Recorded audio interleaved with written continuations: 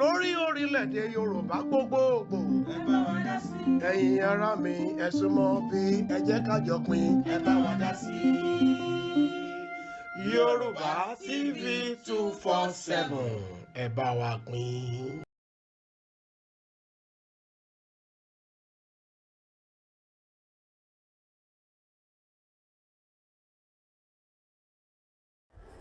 Mo wọ bẹ́ẹ̀dì sùn lẹ́ni ní 2:30 èmọ́ gàdọ̀gbà yìí o wọ́n sọ fún ẹ mi ò sùn mi ò ń sùn má jẹ bá mi ò jí lóru I have to be alert ó ní ká mi mórí ẹni kò possible èmọ́ mọ́ bí tí mo lè gbà sọ̀kalẹ̀ máa dúró de ẹ̀mí òsà o àmà nà tán èmi àtàdá ìmúdàbájọ sọ̀kalẹ̀ gbọdọ̀ bá dẹ̀ rí ọlọ́pàá ò ní bá ẹ̀wọ̀n ò ní débì kan bá olè láàyè àfi kó dùbúlẹ̀ mo ti pa olólè òkè wá bí kò ṣe láti pa àti bá ti jẹ́ ẹ̀dọ́wọ́ ẹ̀ bá dẹ̀ wá mú àti parí judgment so that's it so gbogbo wọn ò níbí lọ́kàn tó bá níbí ìlọ́wọ́rú dá mi lẹ́kọ̀ọ́ tó mo fẹ́ fọ́ létí fi cover mọ́tò yẹn cover ẹ̀ àti wá síbi àtúnpadà lọ now me come you know this is your last warning. I will fix you up with boxing. You know I'm a boxer. I have to forge your hell. I forge your hell. Because I'm not for any other. Man, lay one passage. Don't passage me. Dedicate to go. To man go my law. Or pay. To man it till like one year. To man it lay a mobile. But anybody. Tough. So, on can avoid our people want. Then, kí la fẹ́ ṣe léni? Don't bá sọ láàrin ara wọn. Irú wàásù don't fail in no church yẹn sùn. 8 lálẹ́ ní Tuesday. Táwọn obìnrin bá ṣe ṣọ́ọ̀rù. Ṣé bí lapses àwọn olùṣọ́ náà ni? Mi ò lè dọ́tí àwọn oníyàwó lóru ọ̀nà máa jẹ́ kiri dàmú. Mo máa lọ́dọ̀ obìnrin lóbìnrin. Ìsàlẹ̀ wa gbàdúrà tó wá ṣe. Ìdán bá ṣe débi tí mo lé mọ́ mi ò sùn. Wọ́n máa ń bọ́ lẹ́yìn. Mi ò sùn mọ́ àmì ẹ̀tọ́ bá ṣe nǹkan tó wà mí ní fún àwọn kàndà. But ìyàwó olùṣọ́ àgùntàn ti fẹ́ẹ̀lì olùṣọ́ ti fẹ́ẹ̀lì òun náà ti ogún mú ìyàwó wà. So bá mo ní fẹ́ ṣe ṣọ́rù. Ṣé èmi náà wá fẹ́ lọ parọ́ mọ́ gbàdá olùṣọ́ wá? Ó pa àwọn kan gbogbo ọ́fíìsì. Wọ́n sì mi ò kún ọ́fíìsì ní day 1. Mi ò lè gbé anybody kún ọ́fíìsì. So he should zero his mind. Have that. Àwọn tó rán tùdánà fún ṣé wọ́n ti dá padà fún ẹ? No. You said you can do it, we gave it to you. First convince us, second convince us, and the third one, fourth one. So nobody gbé ìyàwó Benz ṣe tẹ́lọ̀ ni yes. When he was here, so to stand up for people and this and that and that. Okay. So one said this one answer. I'm a woman who tell her the first ṣiṣẹ́. Kì í ṣe tùdánà nìkan ló rán o, kàn sọ ẹni tẹ́gbọ̀. Díẹ̀ ránṣọ ara fún mi rí, ní òtí rẹ̀ kan aṣọ ara fún. Bóyá apá ìjábọ̀ àárín ẹ̀sùn sókè. Ti sùtánà nìkan ni mo rí o. So bó ṣe rí nìyẹn. Ó mọ́ bẹ̀ náà. Kò sí nǹkan tó ń ṣẹlẹ̀ ní. Kò sí anybody tó defend Sẹ̀lẹ̀ tó mi. Kò sí anybody tí Sẹ̀lẹ̀ ká lára tó mi. Béèrè lọ́wọ́ wọn everywhere in the whole world. Kò sí church tí mo wọ̀, tí mo gbowó jáde mẹ́rin. No. Eléyìí tí wọ́n ṣe yìí wọ́n ṣe tuntun náà. 2001, 2002. Ask the man in Bronx, New York, Adepoju. They made a law that Prophet Marcus must not preach in any church, any celestial church in America. Yeah. So any talk with me so fún mi, wọ́n dẹ̀ send letter yẹn. Okay, kò tí tásì kò tí fẹ́ lọ. Olúwaṣẹ́ ìwọ̀ ló ní kí n máa wàásù ní America. Yeah, wọ́n ní kí n ṣe o. I came in through Detroit. So when I entered through Detroit, I started from Detroit, a celestial church everywhere, until I go to New York, go to Chicago, everywhere. So I want to there. So 7 of them today, can you block the truth? It's not possible. Only because I don't like to I was sent. Wọ́n rán mi níṣẹ́ yìí ni. Bí o lè dá anybody lówó. tó bá dúró síwájú mọ̀mọ́ sórí ẹ̀ tí báyìí kan lọ sọ lórí íńtánẹ́ẹ̀tì ó ṣe kọ́kọ́rọ́ ṣàgádágodo ẹ̀ẹ́dẹ̀bẹ̀rẹ̀ lọ́wọ́ ẹ̀ kí ló fi lọ̀ mí ká tó ṣe àgádágodo kí ló fi lọ̀ mí ṣé ó win ní kéèsì náà bí ó win kéèsì náà ó win ẹ̀ náà lately of recent ṣe obìnrin kan ní kéèsì ẹkùnrin kan ní kéèsì ní London gbogbo ṣẹ́ta ṣe pátápátá ní London tó wà ń bẹ̀yẹn wọ́n ti win ní kéèsì fọkùnrin 24 times kéèsì ló pé ìlú obìnrin ni àtún win a máa gbàdúrà Olúwa sọ nǹkan tá a máa ṣe nǹkan tó bá jọra la máa fi wéra tó bá bẹ́ẹ̀ kó ṣe wà ẹ́ ń sìn wọ́n máa wọ shirt láti Monday to Thursday Friday dansiki but àmọ́ ti Ondo State àmọ́ ti Abẹ́òkúta àmọ́ ti Kogi àmọ́ ti Abuja but Lagos town ń gbé so bó ṣe rí nìyẹn then gbogbo wọn tá a ṣe ń pariwo lé lórí ìsìnbà foundation àwọn míì ò mọ bàbá wọn nínú àwọn tó jẹ́ olùṣọ́ àwọn ọmọ àwọn ọmọ mi pẹ̀lú tẹ̀lé ìná fi gbéra then àwọn tó jẹ́ wòlíì lé ní wọ́n wẹ̀ jù wọ́n dẹ̀ fẹ́ dàbí wòlíì Marcus kò lè possible now ṣé ìjọba ló máa lóhùn mọ̀ mí ibi tá a bá wòlíì dé lọ́rọ̀ Nàìjíríà ṣé ló máa lóhùn mọ̀ mí ilẹ̀ tó náà rà wọ́n ṣe gbogbo ẹ̀ lọ́jọ́ ilẹ̀ yẹn wọ́n á mẹ́ta rà tó bá rẹ̀ dì àti lọ́ta alẹ̀ tó rẹ̀ níyàn tí ì rí ta ó lè lọ́ta alẹ̀ kó lọ gbowó ẹ̀ náà gbogbo lọ́wọ́ ilẹ̀ wà wọn ló lọ́ sọ pé igbó nígbà tí máa fi dé bí inú igbó náà náà pé bí fún mi farmland so ọmọdé ló ń ṣe ìgbà tó bá yá tó bá appreciate but don't bá dẹ̀ rí ta wà lọ kó owó ẹ̀ fún but then ẹni yẹn ké jáde pé ó fẹ́ ta lẹ́wọ́n ni ó fẹ́ ta property ẹ̀ lọ́ fi bá pàdé ibi prediction bí náà ti bá náà ó dẹ̀ gbé gbogbo ìwé ẹ̀ wá gbogbo ìwé náà kò withdraw ẹ̀ adáláwùsá àbábẹ́ èmi náà nílẹ̀ síbẹ̀ mi ò tí ṣe àlọ́ ọbẹ̀ mi ò tí rògbò tó fẹ́ fi develop anything bẹ́ẹ̀ so fún church náà lẹ́bẹ̀ẹ́ mo dẹ̀ ti sọ 30 million ló wà lẹ́bẹ̀ẹ́ sí tàfi gbàwé tàfi ṣe sí òkú tàfi ṣe survey bẹ́ẹ̀ ló wà bẹ́ẹ̀ so these are the things any clear conscience fear no accusation anybody can say anything about Marcus come and test him come down and meet him in person you know you met a man of God a man who knows his left from his right. Anybody can say anything. Baba ele majo eloji wo. You baba mi lo wa me.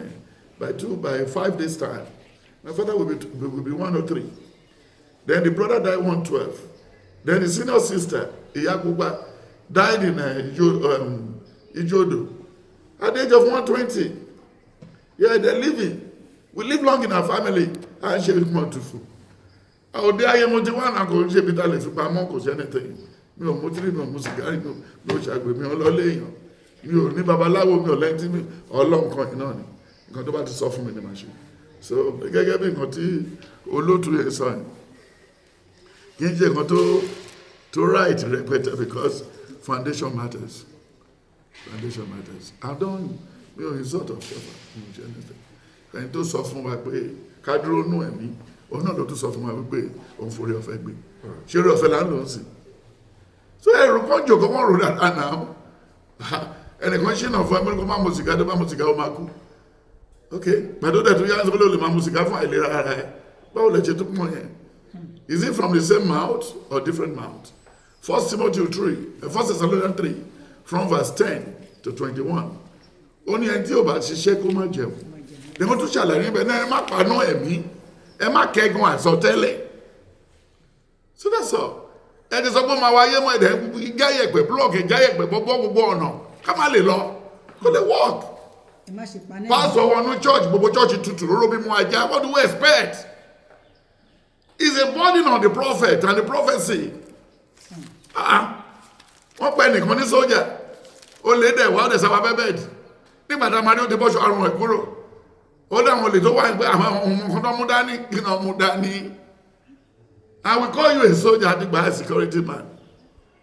Can you employ body that is disabled as a and there's a con your lenu and don't you your lenu katuwa pe ni kawa lo back security guard.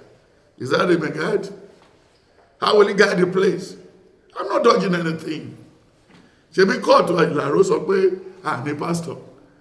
Supreme Court sọ pé ní pastor. Ele don fi ko wọlé committee baba Banjo àtàwọn tó kún fa lọ́wọ́ sí àtúnretí ẹ̀. The word is not Panadol, cannot be Panadol. I'm not dodging anything. They know where I live. Àwọn kan yóò fàjà náà, káwọn náà mú tí mo jáde. Wọ́n lẹ́nìkan mọ bọ́ọ̀lù gbá, wọ́n ní kí Osimhen dúró, kẹ́lòmí wọlé. Èyí tó bá mọ̀ gbájò Osimhen náà ló máa wọlé náà. O ti rí ẹni tí ò gbádùn ní orí fíìdì tó ń gbá bọ́ọ̀lù rí ni. And if he has a headache, he will tell you no. God does not need anything from us but peace. God did not need anything from anybody. Peace of mind. Can live in peace in the. Then when you look at Genesis 15 verse 13, Genesis 2, 15 to 10 to 13, then Genesis Acts of the Apostles 17, from verse 24, 25, 26. Then Proverbs 12, 11, 12 and 13. Then Micah 4, verse 3. Then Job 39, 10, Job 1:14. Then Isaiah 7:25. He said everything. And when you look at what happened between Genesis 25, then Abraham was worried about his late childbearing. Then he now said, go back to social place and marry for my son Isaac. Then after leaving the place again, he now said, can you just see? The late Otuwa need to watch you to Baba Elo. Later Ojewa Bibeji. Then when Otu Bibeji trouble Otuwa, Genesis 27, from verse 20, the same thing. So by the time Mawaya, only Mbokwe Baba Efe Suri, mo de ti sọ fún yín tẹ́lẹ̀, ìyá ló ń gbàdúrà tí bàbá ń súre, bàbá ló fẹ́ súre, ìyá ń dàrú. So ọjọ́ tí màdàrú máa parí, gbogbo màdàrú tó wà ní Celeste máa settle. Every meal settle. Celeste is not for family, not family. It's not a family church. Then Genesis 30, from verse 25. Only I've labored for all days. Nothing comes out of this. Labani ló wò lè fún mi kankan. Wọ́n fẹ́ sọ the family thing. But Ọlọ́run ò gbà bẹ́ẹ̀. Wọ́n ti tán pé Ọlọ́run. Náà ṣe wá gbogbo ẹran tó wà ṣe ń bí. Ó wá ní tòótòtó lára. Wọ́n ṣe bẹ̀rẹ̀ sí pé fún wọn. Ẹran ìyá bí mẹ́ta. A ní tòótòtó méjì. Ìrìnàjò ní tòótòtó. Bí Dáfídì ṣe Joseph ṣe rí nǹkan kúkúrú mẹ́rin. Nígbà tó kúrò, nǹkan tó ti bàjẹ́ ní ronú àti túnṣe. Genesis 31, 32, 33. In 33, 6 to 10. Ó lóun láti lọ rí ẹ̀gbọ́n òun ká lè ṣe nǹkan tó bàjẹ́ yìí. Sẹ̀lẹ̀ yẹ kó ti wà l'Australia. Ó yẹ kí Sẹ̀lẹ̀ ti wà káàkiri gbogbo àgbáyé. Tó bá dé London, ojú á tì ẹ́. Ìdájí gbogbo àwọn olùṣọ́ àgùntàn lábẹ́òkúta everywhere. Wọ́n ṣe ń padà lọ sí London sí láti lọ máa fẹ́ àwọn ọmọ ọjọ́ káàkiri tí ò lọ́kọ. Tó yẹ kí wọ́n ṣiṣẹ́ fún. Àwọn náà ló tẹ̀ tó lọ fẹ́ wọn sí wọ́n fẹ́ máa fi wọ́n gbàwé. Lẹ́yìn tó bí ìyàwó àtọmọ 5 síbí. Tó ṣe ń lọ London, tó ń lọ Edward, tó ń lọ Elephant, tó ń lọ everywhere. Tẹ́wẹ́ ni tó jẹ́ ìjọ tó wà organize nìyẹn. Ṣé àwa organize bẹ́ẹ̀ yẹn? Olùṣọ́ àgùntàn tàbí bá níbi àgbèrè. Ṣé a lè jà fáwọn pípọ̀ wọ̀nyí sí? Hymn 636. Ó ní ẹ̀yin olùṣọ́ àgùntàn. Ìpè àánú leléyìí. Ìpè àánú leléyìí lọ́lúwa fẹ́ pè wọ́n. When you look at Ezekiel 34. 10, 11, 12. Ó ní ẹ má ṣe olùṣọ́ àgùntàn àwọn ẹran mi mọ́. Ẹ ti pa wọ́n jẹ. No training. Touch or no training. Then Benjamin, no training. Ó sá kúrò ní Texas, ó sá lọ sí Chicago. A lot of atrocity in his office. He didn't know anything. Tí Ọlọ́run bá pé bàbá, ṣé ó tún pọ̀ mọ́ ni? Ẹni bó láti rí àwọn eléyìí inú Sẹ̀lẹ̀ náà. Okay. Most of the Molade tí ò wà ní ọmọ nǹkan kí ló fẹ́ ká ṣe. Zion Ògúnfèyí mi tó jẹ́ bàbá tiwa látilẹ̀. Kérúbù náà bí mi sí. Ṣebí next week ń sọ upper week. Wọ́n máa káṣọ mi wá pẹ̀lú ọ̀pá mi. Kérúbù for 1, CNS for 100. Àwọn náà ṣe nípa síbẹ̀. Gbẹ́kẹ̀ tó kú náà nípa síbẹ̀. Ayọ̀dèjì náà nípa síbẹ̀. Àbítàbà kún fẹ́ kọ́ra ìkọjá ayọ̀. Máa wọ́n máa dé fìlà mi náà. So last 4 days ago, Gospel Faith Mission ṣe kó Sunday school wá fún mi àti gbogbo everything. Wọ́n fi mílẹ̀ lọ́dọọdún náà. But if I'm not good or nice to them, will they be without this sin, or what is that man? Will they come in? No. So bí ó ti ṣe rí ni. So question tó bèrè kò sá wuyewuye. Gbogbo nǹkan lásìkò wà fún àsìkò yẹn fẹ́ wá bẹ́ẹ̀ ni. Oníwàásù 3, 1 to 10. Àsìkò yẹn fẹ́ wá bẹ́ẹ̀ ó dẹ̀ máa lọ. Good news and bad news is 30 days. So thank you, sir. Thank you very much, sir. Ekushe Baba. It's very, very great.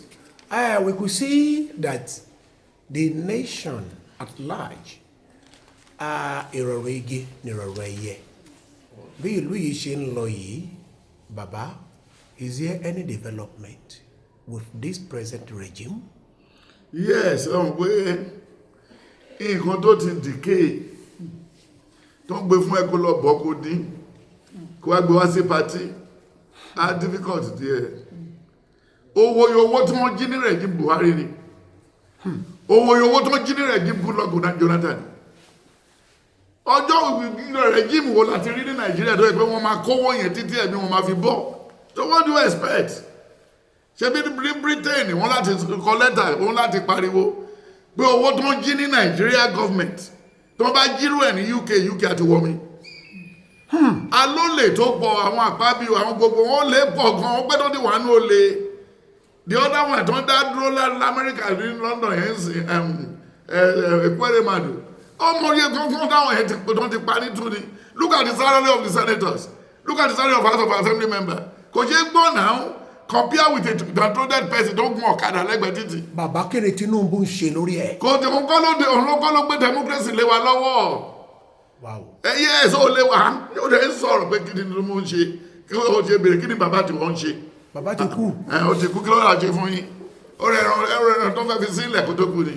Àbókọ́ ó ṣe títì kó tó lọ. Ṣé dáàdi ẹ ṣe tó gèètì sílùú yìí ni? Ṣé orí kan tẹ́mi try láti sọ? What you were talking? Gbogbo wa ní alọ́wọ́ ń bẹ̀. Gbogbo wa lájọ bà ìlú yìí jẹ́. Ó dàbẹ̀ ẹni tó ń gbé báàgì síbẹ̀ ń sìn.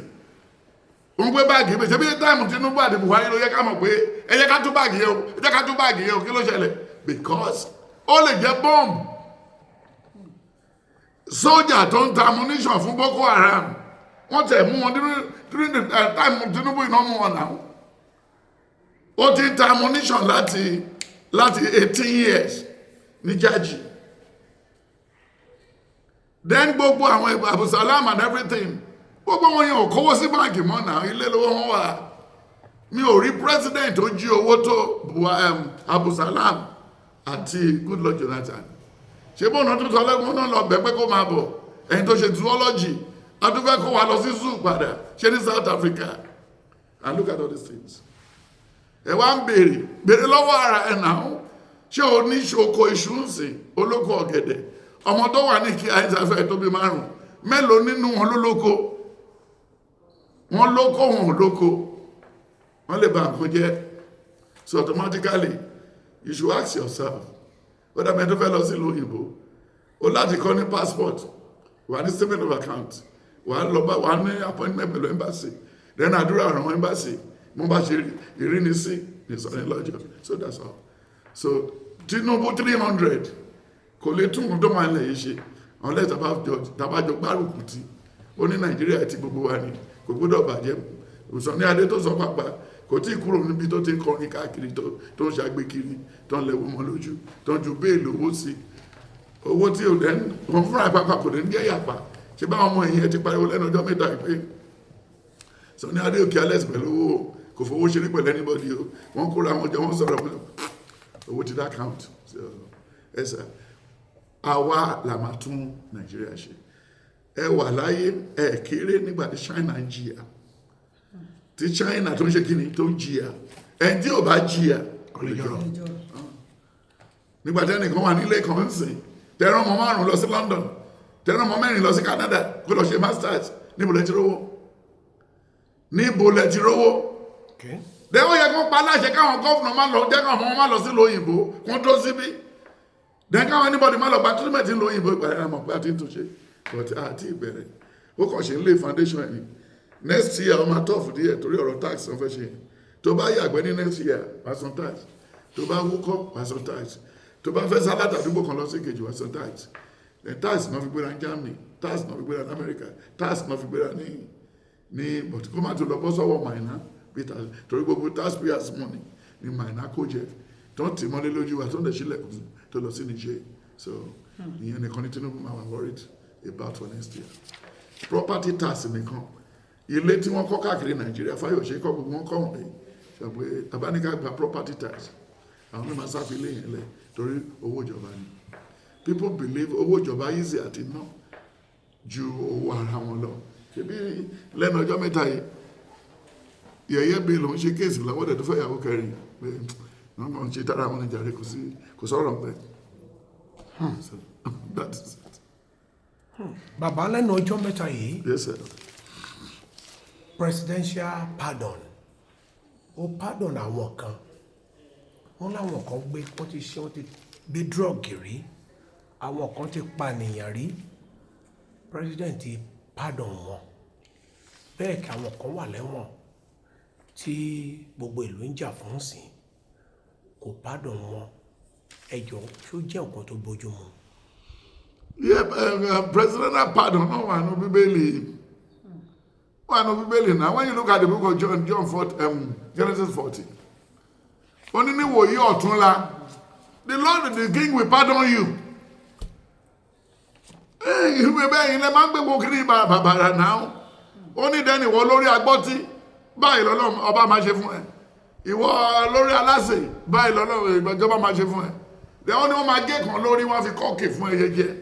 Pardon none here now. Then when you look at the book of Esther 7 from 4 to 10, between Mordecai and Haman, that was a presidential pardon. So we go the pardon gbogbo èèyàn tán náà, ọmọ tó ṣe bí ní October next year. Ẹ máa wọ̀rí tẹ́ni lórúkọ ọba wọ̀ ń sìn. Criminal gbogbo wọn náà ti di criminal náà. Èèyàn mélòó ló fẹ́ pardon nínú olùṣọ́ àgùntàn, nínú pastor Adébóyè Oyèdèpọ̀ gbogbo wọn. We have criminals. Nigeria raise criminals every day. Every day. Bí China ṣe raise millionaire every day, you know, Nigeria raise criminal in Africa. Ṣé báwọn kan ló fẹ́ dojú Tinubu bolẹ̀ tó ń gbá bọ́ọ̀lù játijàti. Titangu tá wọ̀ ní Super Eagles yẹn, àwọn Ìgbò ló wà ń díẹ̀. Àwọn Ìgbò ló wà ń díẹ̀. Gbogbo match tó ń fún wa tó yẹ ká gbá wọn is a very simple match. It's a very simple match. So, ẹ wo bí wọ́n ṣe gbọ́jà. Ṣé báwọn ọmọ ẹ̀ ló máa ṣorí rẹ̀? Ṣé bá àwọn ẹ̀nà máa fún ní ìkan ẹgbẹ́ tó ń ṣe gbá wọ́n jẹ́ wọn kára mọ́sí kí nígbà tó ti fẹ́ kọjá ṣé bá wà gbá bọ́ọ̀lù rẹ̀ ẹ̀ ń fi wrong person ní wrong wings. So kò sí wàhálà, and what you are saying is right. Pardon ó ti wà látàyébáyé nọ́tí léyàn kúrò olù nọ́tí mú kún wọn ní pardon padà. So ni wọ́n ṣe big deal. Ẹni awuyewuye tó ń bá fẹ́ ṣe ti wọn nìyẹn kó tó dúró di October nǹkan tó bá tún ṣẹlẹ̀ October náà ní president ní right láti ṣe pardon. Orúkọ tó ń kọ wá síwájú ẹ̀ ni ẹni tó gbé cocaine, ẹni tó gbẹ̀yàn lórí, àwọn youth tó bá girlfriend sùn tó yọjú àdókè lọ fún kí lè fẹ́ ká ṣe. So that's he has the right. Àwọn tí gómìnà bá dẹ̀ tó ní wọ́n fún ní death sentence ẹni kan tó sign wọn náà kọ́ bá wọn tó gbogbo ẹ̀ lè balance.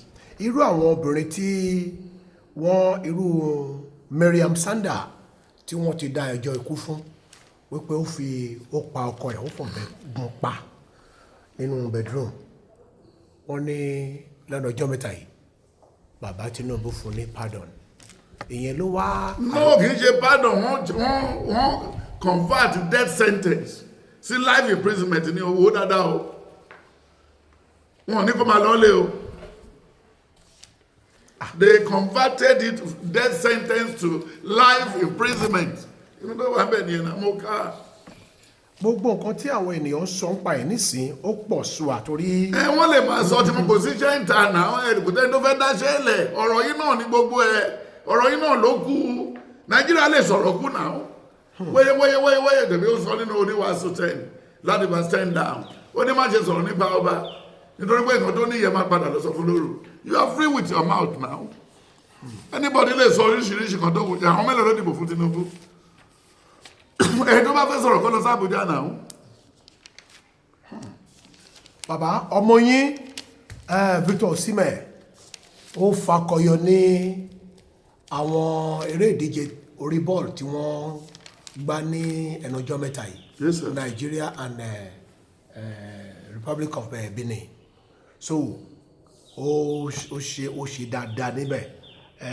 Ṣé ẹ bá wa fi àdúrà ràn án lọ́wọ́? No, kò sádùúrà because he said in Proverbs 18 verse 16, only your talent what will make way for you. Then Romans 12, 6 to 8, 1 Corinthians 12, 4 to 11, then Matthew 5, 14 to 16, Jeremiah 1, 4 to 9. Never before Osimhen was born, he has made him Osime a star. So it's better for Osime to just stay put and be a star. But when you look at the book of Genesis 37, 38, and 39, Joseph is a star. Yes. By their talents, they were known.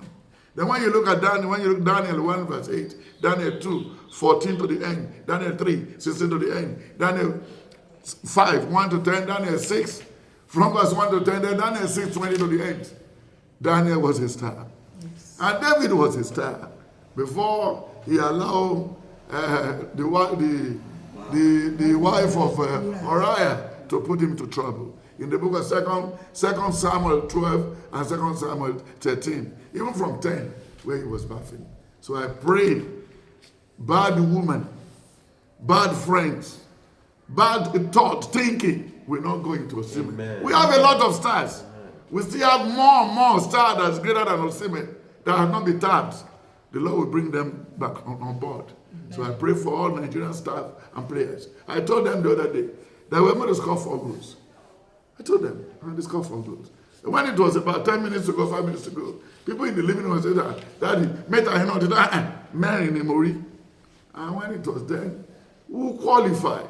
But Koyeka by hard way, but about the World Cup, easy. So, Bosherini.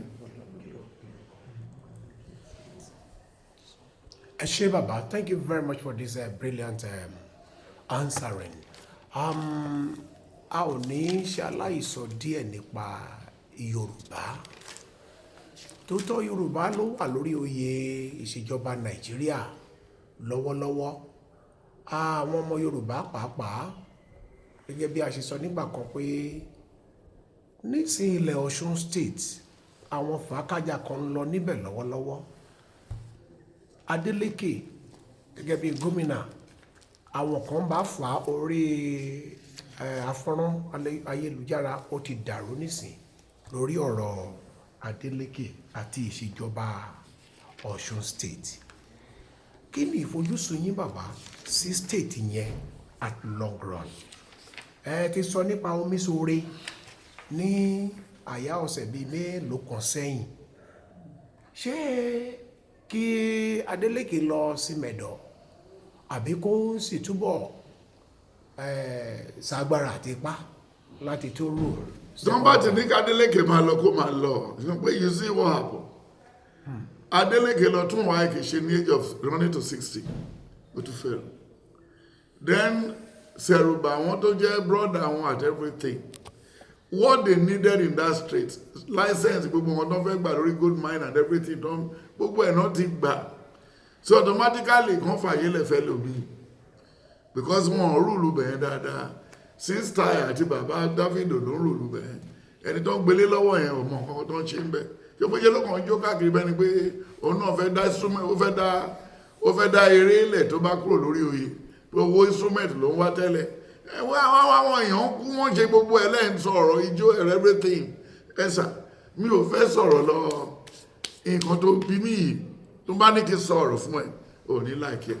So automatically mo ti sọ fún ẹ lọ́jọ́ pé tí Omiṣore bá ti wọlé ní primary kan gbé bẹ̀ fún pé kò sí bó ṣe bèbí àwọn Omiṣore àtàwọn Frayo àti gbogbo ẹ lórí ẹ̀yìn chief judge of the federation. So ẹ má worry ẹ fi gbogbo everything lẹ̀. Ẹni tó bá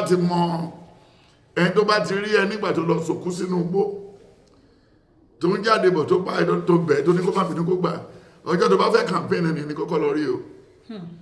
Because ó ti mọ̀ ṣòro rẹ̀. So àṣírí pọ̀ ní Ọ̀ṣun tó máa tú síta. Even the other governor tó ṣiṣẹ́ ní òkùnkùn tó lọ tí òkùnkùn dé tí this good soldier this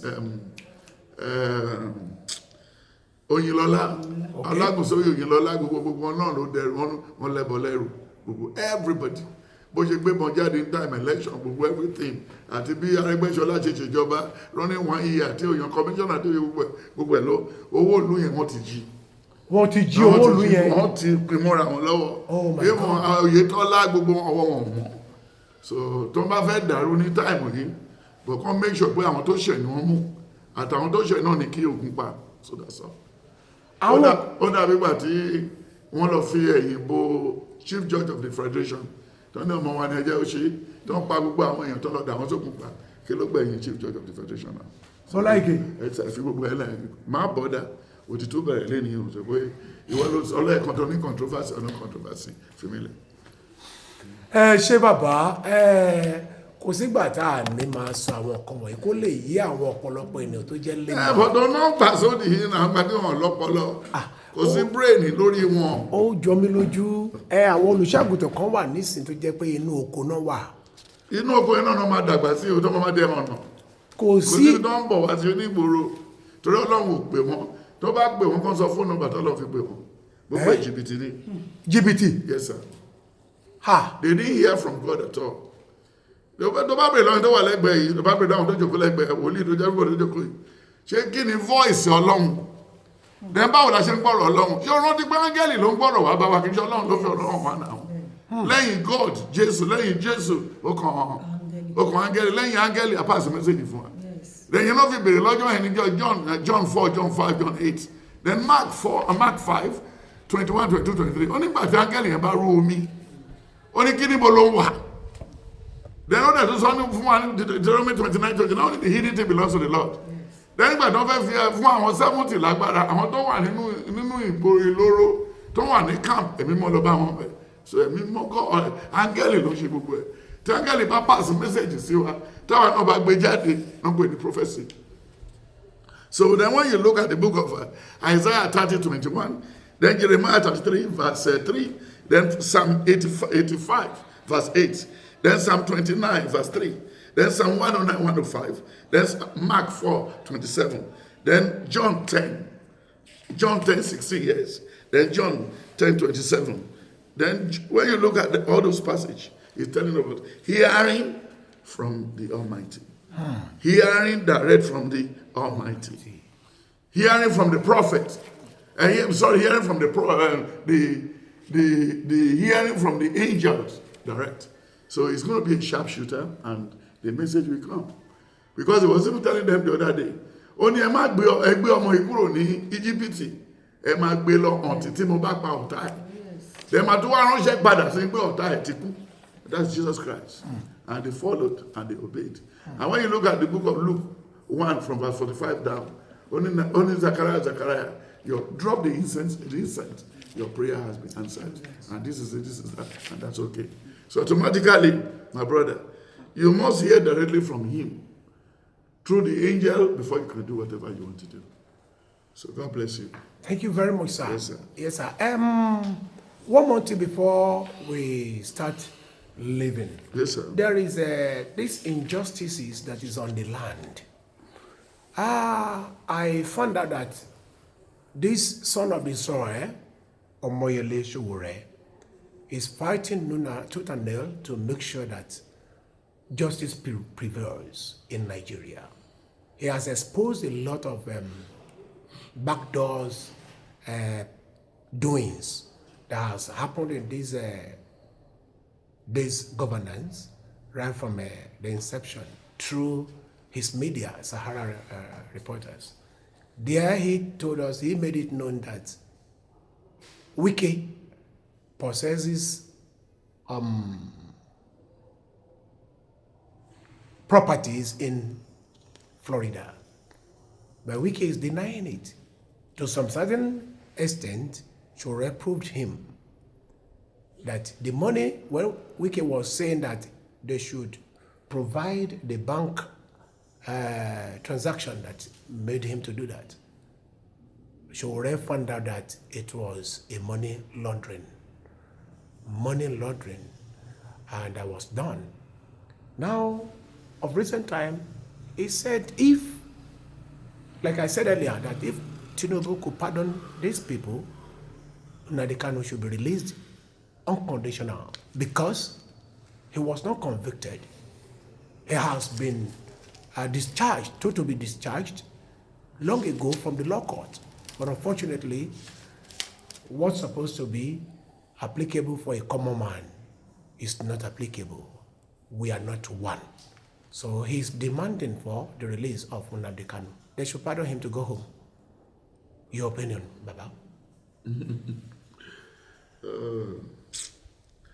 I don't know how to avoid him. You know what really happened? Baba, you want to avoid me? What you are saying is an inside job. Inside job. How Muritala was killed is an inside job. How they gang up that Awolowo will not rule this country. It's an inside job. Spearheaded by Obasanjo. Then how they removed Ladoja from being a governor is an inside job. Same Obasanjo. Extradition. How Sowore, they contributed money for Sowore when you want to float a party. He never give account to a lot of people. Then Sowore have a house in abroad. Yeah. Then everybody who want to rule in Nigeria want to have a house there. There is no law that Tinubu has a house in abroad. Wike has a house in abroad. Then he's aspiring to have. Then again, all the Hausa people, they just gave us a list in the UK. More than 1,000 buildings in the UK. Owned by Nigeria. Owned by Nigeria, nobody to take over. So all those buildings is now back into government covers again. Because they didn't use the name we know. Likewise in Switzerland. The money of Akeredolu is in Switzerland. The money of the late the governor of Oyo State, Ajumobi, is in Switzerland. Then all these governors, all the past governors, everybody, their money is in Switzerland. So this is a routine. And it's an inside job. So there's nothing Sowore can do about it. He will only risk his own life. He will only what? Risk his own life. Oh, but he has been risking his life right from the inception from University of Lagos. No, he didn't risk anything. During the time of Babangida? Look, when they are still tolerating you, government and God, they work hand in hand. Dele Giwa try more than Sowore. Where is Dele Giwa? Sarawiwa try more than Sowore. Then Tam David West try more than Sowore. Then Bola Ige, before they use oil to rub his hand, try more than Sowore. Now where are they today? Where are they today? A tree cannot make a forest. He has been shouting on the IG of police that they should remove him. Have they removed him? Then if you say they should keep Kano, Tinubu is not the one that kept Kano there. It's the Fulani people. They should go and talk to the Fulani people. Ha, Baba. Man, Buhari kept that man there. Buhari is the one pursuing Igbo. Buhari is the one pursuing all these people. Because they want Muslim state, Fulani state. These boys are giving them trouble. Do you know the number of people who has died in the hand of Buhari? You are correct, Do you sir. know the number of Yoruba that has died in the hand of Buhari? Do you court-martial Buhari before he left? Do you know the number of people in Benue that died because of Buhari? Buhari gave all that. Buhari will be watching on the telly how they are burying people in Benue and Kogi, and he's taking Fuladu. No. Brother, this is an inside job. Baba, we cannot compare Buhari to... But there is a laid down rule. Is it Tinubu that locked is it Tinubu that locked ban Igbo? Is it Tinubu that banned Kanu? But during the period of Herbert Macaulay and all he perpetrated in those years, Tinubu wasn't there when he could pardon him this time around. Because Herbert Macaulay was... Is he going to do everything one day? Or do you want to... Why don't you try and join ADC and be a governor? Because you have a lot of things to do for Nigeria. I'm not a... If you look for money, now steal money, sell your property and go there, you will fail like February 10, February 28. You know, February cannot up to 30 for life. You will fail Yakata. Because so when you look at it, I told you, it's an inside job. How Jesus Christ was arrested and sold for 30 shekels. In the book of Luke 22, it was an inside job. Yes. And then when you look at Joseph in the Bible, Genesis 37, 38, 39, it's an inside job. And when you look at what they said in the book of Genesis 37, from verse 16 down, he said, here comes the dream. Let us take him and what? And kill him. So that's his dream. And then when you look at Naboth vineyard, he said, we are going to write a letter. We are going to write a letter that this man wanted to topple the government. And then at the end of the day, they now made two difficult people. àwọn mọ́ta méjì kan They call them two thugs. and then they killed him. And then later when they were walking in the fire, then the Lord intervened. Yes. Ẹ jẹ́ kí Jésù dá sí, leave everything. Ẹ jẹ́ kí ẹ̀mí mímọ́ ọ̀run yìí kó ṣe kíni kó dá sí. Torí ẹni tó jalè, when you look at Psalm 49, verse 6, 7, 8, ó ní ìrònú àwọn olówó wọ̀nyí ní pé kí ilé wọn wà káàkiri lórúkọ wọn. Ṣùgbọ́n wọ́n rántí pé ẹni tó ń bí tó ti wáyé yìí kò lè dúró pẹ́ torí ikú yóò jẹun lára wọn. That's what he said. That's what he said. Be so don't worry. It's an inside job. How Dimka helped them to kill Maritala and called Gowan that we have already, the job is successfully done. It's an inside job.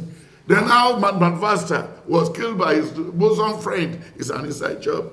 Then how Abacha was poisoned and died in Aso Rock is an inside job. Then how some of all these people walking around you is an inside job. Then because when you look at the book of John 13 verse 2, Matthew 16 verse 23, then Psalm 41 verse 9, then Matthew 26, 14 to 16, then 1 John 1 verse 6, 7, 8, then John 17 verse 12. Then when you look at the book of John again, John 6, 4 to 10, because he said, sir, because Philip has even had the trouble with the vendors around where they're doing the revival. People release them. But Jesus Christ said, then he blessed the food and they ate lavishly that day. And then that was where Jesus has the biggest enemy in life. So, my brother, Showeri will try his own best, but whatever the Lord asks him to do, let him continue. I can't blame Showeri. I cannot fight for Wike, and I cannot fight for Tinubu. And they have their ways. Because if God can come to Nigeria to do politics, he will lose. God will lose? Yes, he will lose.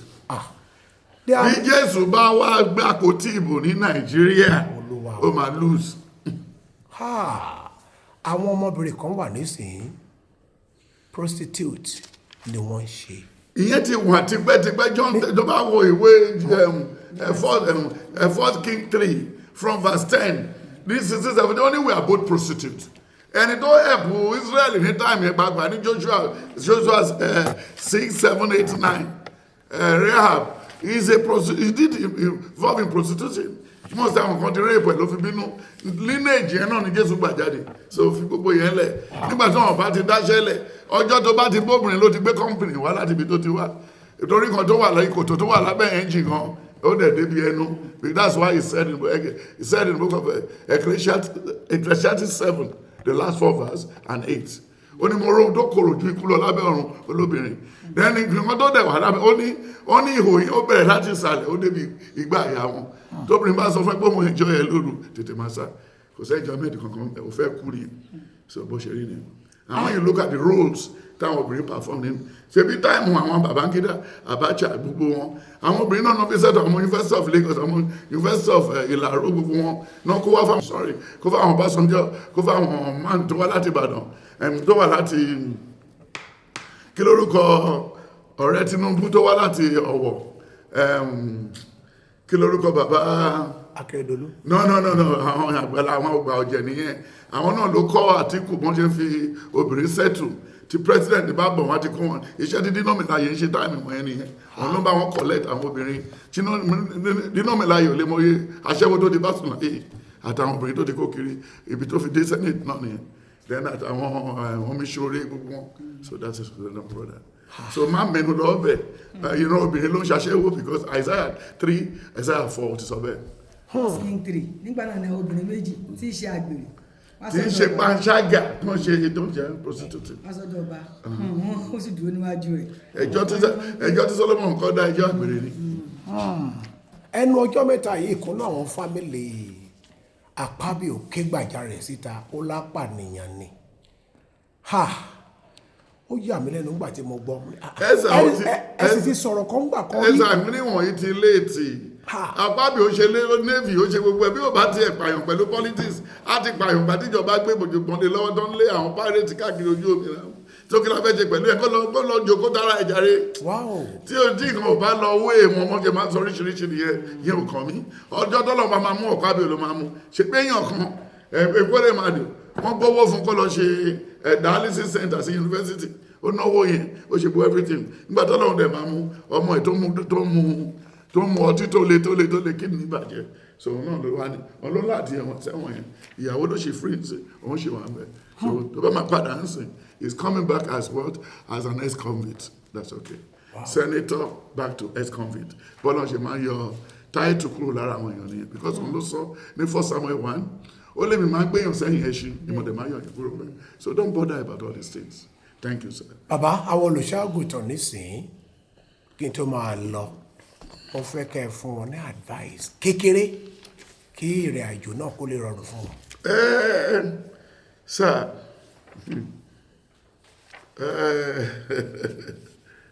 kò sí olùṣọ́ àgùntàn bí kan ìmọ̀ bẹ́jẹ̀ ṣe pancake rẹ̀ yẹn ṣé àgùntàn wà jọ́ọ̀ṣì tẹ̀lẹ̀ sí fran lé wọn lórí orúkọ tó pé yẹn ti wrong.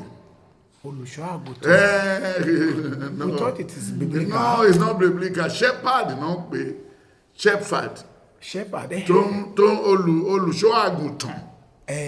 Àgùntàn náà ni Jésù gbé kọ́rùn lọ́jọ́ yẹn tí ó gbé lọ. Ṣùgbọ́n àwọn eléyìí tó ń bá àgùntàn tó àwọn kójọ ènìyàn ní.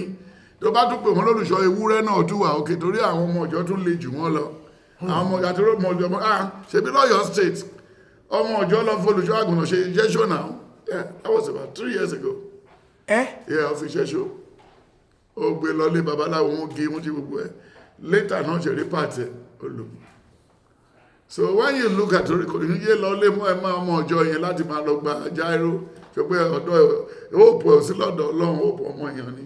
Alọ́bẹ̀ wọn lọ tọrọ bó ti gbogbo ẹ̀. Wọ́n ṣe mọ́ mọ́lẹ̀ lọ́jọ́ yẹn nìyẹn. Wọ́n dẹ̀ gé gbogbo pàtẹ. So what really happened, sir? Nǹkan tá bá ti fi irọ́ bẹ̀rẹ̀, irọ́ ló máa parí ẹ̀. Bàbá mi mọ̀ pé olùṣọ́ àgùntàn ó mọ̀ pé wòlíì ni mí. Ìyá mi kó tó kú ó mọ̀ pé wòlíì ni mí. Àwọn ará àdúgbò mi ibi tó ti bí mi ní kékeré wọ́n mọ̀. Àwọn tájọ lọ sí school ní Stramaris College wọ́n mọ̀ gbogbo àwọn ipa tí mo kó tó fi jọ pé Ọlọ́run máa ló máa yìn. Sórí gbogbo àìríṣẹ́ lọ́wọ́ tí Ọlọ́run ò sọ fún ẹ̀yin fúnra yín. Gbogbo olùṣọ́ àgùntàn ṣẹlẹ́lẹ́ ni Ọlọ́run ò sọ dàrẹ́tì fún wọn. Àwọn èèyàn ló fà wọ́n jáde pé Ọlọ́run fẹ́ lò wọ́n nígbà tó Ọlọ́run ò sọ fún wọn fún ara ẹ̀ so báwo ló ṣe lè tó bá ló ṣe mọ wọn tó fẹ́ ṣe ń bẹ̀ dẹ́gbẹ̀dẹ̀ wá wo àwọn tó ti pẹ́ láyìíká rẹpẹtẹ àwọn ló forí lẹ́kọ̀ọ́ ní Kòròdú everywhere ọ̀nà tó bá dárúkọ chọ́ọ̀chì mi síbi tó wà ọ̀nà ò lè débẹ̀ kí Tinubu tó kú ọ̀nà ò lè débẹ̀ kí Nàìjíríà tó wọ 70 years because wọn ò lówó ra lẹ́ ń gbòòrò wọn ò rówó torí ẹni tí ò bá ti lówó ju church kò lè ṣe church. Ẹ tí ò bá lówó ju church ò lè ṣe church. Torí wàá di wàhálà àwọn ọjọ́ á mú ẹ lọ ṣe babaláwo wọ́n mú ẹ lọ sọ́dọ̀ onífá wọ́n mú ẹ lọ sọ́dọ̀ wọ́n ṣe mú wọn kiri nìyẹn wọn ò lè pàṣẹ láàrin church torí àwọn ọmọ ọjọ́ mú secret wọn. Only I know my people and my people knows me. When you look at Matthew, go back to Matthew 10. Read everything there. Only I didn't mean they came through the window, through the door. I will know them, I will recognize them. But they came through the window. Then when you look at the book of Luke 18, start from verse 10, he said a lot of things there. Then when you look at what he said in the book of Acts of the Apostle 1 and 2, when they pick up Matthias, he said Matthias is not part of the person I want to use. In the book of Acts of the Apostle 9, then he used Saul. He converted his name. Wọ́n ò fira wọ́n lẹ̀, wọ́n ò mọ Ọlọ́run tó pè wọ́n. Kò yẹ ẹni tọ́lọ́run pè kó jẹ́ náírà ọmọ ìjọ ló máa pè tó máa gbé magí gbé ráìsì gbé dòdò wá. Wọn ò ní lè ṣiṣẹ́ Olúwa yẹn dáadáa. Iṣẹ́ Olúwa ò sí jẹ́ kí n sọ fún ẹ. Tọ́lọ́run ló bá pe ọmọ ẹ pé kó máa bọ̀ nínú yàrá kó bá mú mìíràn wá. Ó dẹ̀ ti mú mìíràn yìí lé ẹ lọ́wọ́. Ṣé o máa tún dúró tiẹ̀ síbẹ̀? Ó máa ṣeré lọ́nà àwọn. Then bèrè ibi táwọn tó jòkó sáyìíká àwọn kí náà ṣe ń bẹ̀. Ask them. Wọ́n wá ń retí kíkórè dé. Nígbà tẹ́ ẹ̀dáwó kórè, ìyà tó ń jẹ wọ́n ló ń di ìkórè. Àìmọye olùṣọ́àgùntàn tí mọ́tò ti pa, tó ti kú dànù, tó ti do ní gbèsè dọ́là, ohun mìíràn tí 2004. Olùṣọ́àgùntàn wọ́n rí pé aṣọ màálù mẹ́rin mọ́ ìkúlé ó wá kí mi. Lókàn lérí, ó lọ́dún yìí òun láti pa màlúù ó lọ sí àwọn kọ́múlé láńtà ó lọ yá owó màlúù dẹ̀mọ́dẹ̀ ṣe pa màlúù yẹn sátidé jẹ́ òjò bẹ̀rẹ̀ òjò yẹn dání Monday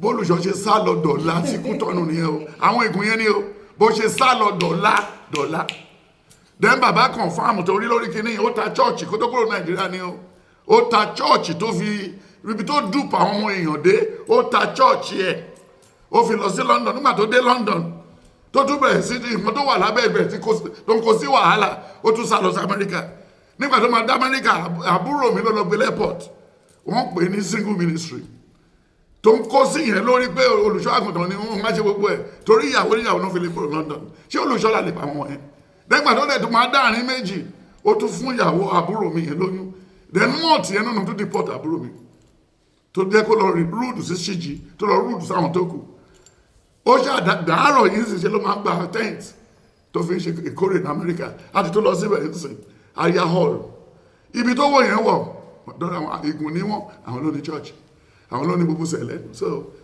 kò níbi tó kò lè account àìmọye olùṣọ́ àgùntàn ní London ní Dublin everywhere níbi tó ń jalè dé tó ń jingiri dé ṣe náà ń yá hall wọ́n yá ọ̀pọ̀ ìrìn ní òyà ọ̀dẹ́ kí ló fẹ́ advice àwọn eléyìí wọ́n ti made up mind wọn àti jalè olè ní wọ́n ti bojú ara wọn jẹ́ wọ́n dẹ̀ ti bà yí ara wọn jẹ́ it's obvious all over there it's obvious go and check everything eléyìí tó wà ní Canada ní gbogbo ẹ̀ ìwé tí Dundas church tí ò mọ̀ mọ́ ṣe rà á ó ti ta ó ti pe àkíkí ó ti pe gbogbo wọn ó lọ ti ra church sí bíbí he sold that church for about 600,000 Canadian ó change gbogbo orúkọ change everything ṣe chapel la fẹ́ pa wọ́n yìí then nítorí pé ẹ̀gbọ́n yẹn wà ní London lọ́jọ́ yẹn bàbá Joseph ló falsify gbogbo ìwé wọn yẹn tó ló gbé wọn lọ sí Canada lẹ́yìn tó ń gbé cocaine sí abẹ́ pẹpẹ ní Chicago these are things they did ṣé olùṣọ́ àgùntàn àwọn eléyìí ṣé olùṣọ́ àgùntàn tó fẹ́ yàwó àwọn tọ́ọ̀ṣọ́ ti fẹ́ yàwó márùn kọjá ṣé olùṣọ́ la fẹ́ pè wọ́n ṣé olùṣọ́ la fẹ́ pè Benjamin ta ló kọ́ṣẹ́ lọ́dọ̀ ẹ̀ ta ló mú lọ ságejù rí ó tún gbé sórí pépà ní táìmù wọn ní wọn gbogbo owó wọn náà fi jẹ àgbò ní mẹ́kọ ṣé ọ̀rọ̀ ni wọ́n ń ṣá ṣé àwọn olùṣọ́tọ̀ ní ká advice rẹ̀ Jeremiah 1:10 only before you were born I know my people and my people knows me so we should try àwọn tó bá jẹ́ fake ń bẹ̀ kọ́ lóun jẹ́ kó bá wa yọ wọ́n dànù because wọ́n kàn bá àwọn jẹ́ ni and when you look at Proverbs 16:1-5 ó ní gbogbo ọ̀nà èèyàn ló mọ́ lójú ara ẹ̀ ṣùgbọ́n ìbí níwájú Olúwa then when you look at Proverbs 1 the last 4 verse ó ní mo ti bá wọn sọ̀rọ̀ wọ́n yí padà wọ́n kọ̀ ó lè mí yóò rẹ́yìn ìdààmú wọn nígbà tó bá dé bí àfẹ́yíká ìjì they are all nuisance half of them are nuisance mo ti bọ́ọ̀lù ṣàgùntàn kan sọ̀rọ̀ ní lérí housing estate ń bì olólùṣọ́ wù ú ní olólùṣọ́ wù ú ní bẹ́ẹ̀ ni sà kí ló wá expect olóhùn lòun fi ṣe tẹ́tí wá wò wọ́n tó ti ṣẹlẹ̀ ń sìn bí bàbá wọn bá ti kó àwọn ọmọ náà ni bàbá Ọlọ́run ti pè wọ́n ó ṣẹlẹ̀ nílé ọ̀ṣọ́ ṣẹlẹ̀ ní everywhere káàkiri ṣé gbogbo ìdílé wọn ló máa jẹ́ even àwọn tọ́ṣọ̀ jábọ́ lọ́jọ́ kan wọ́n ní bàbá wọn nìkan lọ́lọ́run pé báwo ló ṣe jẹ́ ṣé bàbá Ọlọ́run pé mùsùlùmí mọ́ládé Ọlọ́run pé léni Ọlọ́run pé gbogbo máa fọ̀ ó pé a lot of people now níbi tí ignorance wọn dé níwọ̀n. So that is it. The scepter of righteousness will not depart from the land of the tribe of Thank you, Judah. sir. Ẹ ṣé bàbá. Thank you, sir. Ẹ kú iṣẹ́. Ẹ̀yin èèyàn gbogbo pátápátá, we have been having dialogue with Prophet Dr. MKO Tibetan for some hours now, and he has not diverged from his uprightness in telling you the truth and what it's supposed to be. No, máa wò ó ilé tó yẹ kí wọ́n fi kọ́lé fọ́ọ̀mù wọn kí wọ́n lálàáfíà láyé kan tán wá wọn náà fi kọ́ church. Wọn ò gbọ́ ìpè, wọn ò rí ìpè, wọn ò rí ẹni tí Ọlọ́run mọ̀ wọ́n. Ọlọ́run mọ̀ wọ́n rárá. And they are now putting all this in. Wọ́n tẹ́ jìyà yìí lọ bẹ́ẹ̀. Orú bàbá yẹn ń sìn bí tó ti bàbá ọ̀gá wa Professor Odeyemi. Olówó àmì ẹ̀yẹn náà with his diabetes and everything. Ọlọ́run lọ́ra ẹ̀mí ẹ̀ because he has good intention. Bàbá dì wọ́n yẹn. Ó ti gbọ́ ọmọdé Yẹmí tán ló gbàjẹ́ Olúwa bó ṣe kiri kan ní. No! They are all well read. Only call more rare. Call if one is in go back to the book of Proverbs. Go and check Proverbs. Proverbs 3. And can look at Proverbs 1 delay. Then Proverbs isn't look at delay. Then when you look at all this things, what's so young? What the baby Ezekiel says 44. Only people are actually rebel DNA. What the barrier? Deuteronomy 28, that verse 17 down, 31, 32, 33. Only one say one ti mọ̀ mí Ọlọ́run gidi. Only ojú wọn ìyàwó wọn di aya láya. Then 1 Timothy 3, only perilous time will come. And this is here now. Perilous time is here. Then Matthew 23, ṣe náà ń dẹ́rù àwọn èèyàn kiri. Kólùṣọ́àgùn tó máa gbé báàgì yálé àwọn ọmọ ọjọ́ káàkiri. Kólùṣọ́àgùn tó máa gọ̀ ọ̀kadà pẹ́jọ́. Is it by force? Is it by túláàsì? Agbọ́gbọ́ Marcus wà mọ́ lọ, yes. Marcus kiri gúgúrú, yes. Marcus ṣe boxer, yes. Marcus ṣe security guard, ó gbé àtùpà sórí ọkọ̀ọ́dẹ́, yes. He's going to somewhere. Because he's going to somewhere. Kò jíyàn lówó rí, kò bá tèèyàn jẹ́ rí, kò ṣẹ́yún fún yàn, kò sí nǹkan tó ṣe fún yàn. So then, ó ní ẹni tí mo pè ní mo yàn, ẹni tí mo yàn ni mo ṣe lódi wàhálà ń sìn. Enviness máa wà, ó dẹ̀ máa wà fún nǹkan tó dáa. So we don't care. God bless you, sir. Thank you very much, sir. Thank you very much. Thank you very much, sir. Fẹ́ bèrè. Olúwa ti kọ̀ wọ́n tó pọ́n tẹ̀ tó wọnú iṣẹ́ yẹn. Ha! Yeah. Nígbà tí ẹnìkan ti wà ń sìn, ó ní gbogbo ẹ̀ṣẹ̀ tá a ṣe sóde ara. Òun ló ní ìdáríjì. Then àwọn wọ̀nyí sì wọ́n ti dó ìyàwó àwọn ọmọ tó kú lọ́dọ̀ wọn. Olùṣọ́ ń bá ìyàwó ọmọ òjọ́ sùn. Olùṣọ́ ń bá èèyàn sùn láyé akọrin. Níbo ló ti rí? Ta ló máa kọ́ bọ́ṣọ? Ẹ̀dẹ̀ ń ṣe kí ní bẹ́ẹ̀ kò sẹ́ tó lè mú yín.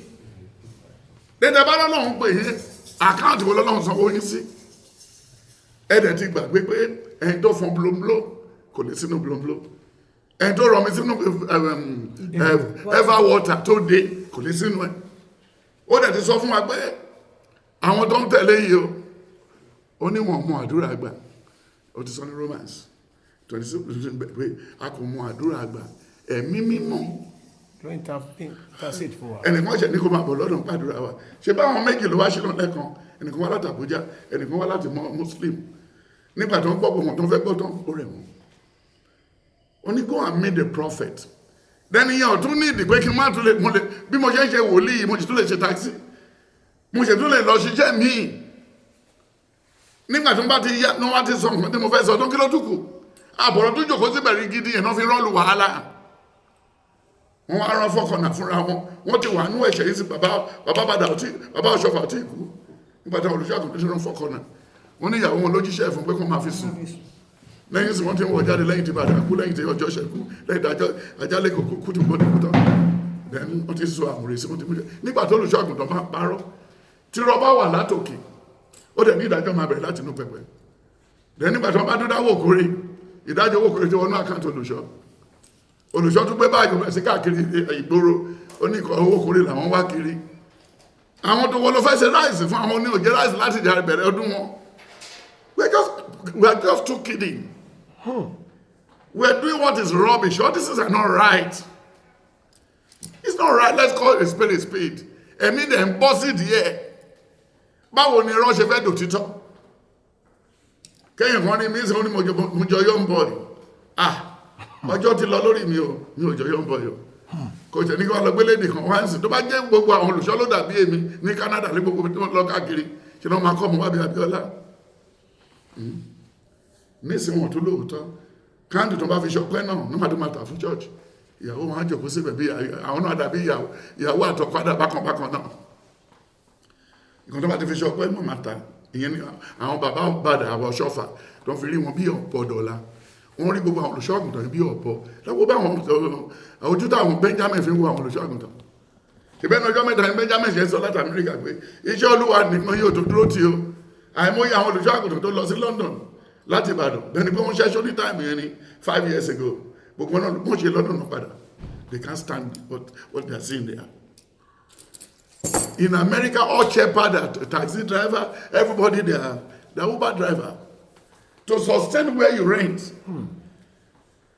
then àwọn tó bá tó wá ní lọ́kì tó ń láwọn nọ́ọ̀sì tó ń gbowó tí ò lọ́kọ̀ ọ̀tọ̀ làwọn chọ́ọ̀chì wọ́n fi wà òkè then àwọn olùṣọ́àgùn tó dẹ̀ wà ń lo òyìnbó kẹrì wọ́n lè dóyàn kú wọ́n lè dóyàn kẹ́mí ẹ̀bọ̀ because àwọn tó fún ẹ lówó máa fẹ́ kó bá ṣe kírakíra náà ó láti kọ́wọ́ tì kan náà ṣe ẹ̀mí ọlọ́run padà bẹ̀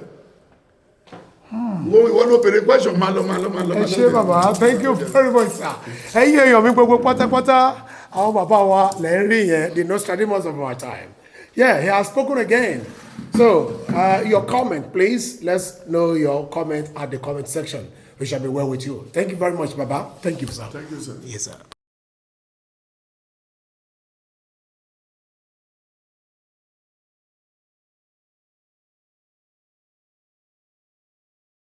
Lórí orílẹ̀-èdè Yorùbá gbogbogbò. Ẹ bá wa dá sí. Ẹ̀yin ará mi ẹ súnmọ́ bí ẹ jẹ́ ká jọ pín. Ẹ bá wa dá sí. Yorùbá TV 247 ẹ bá wa pín.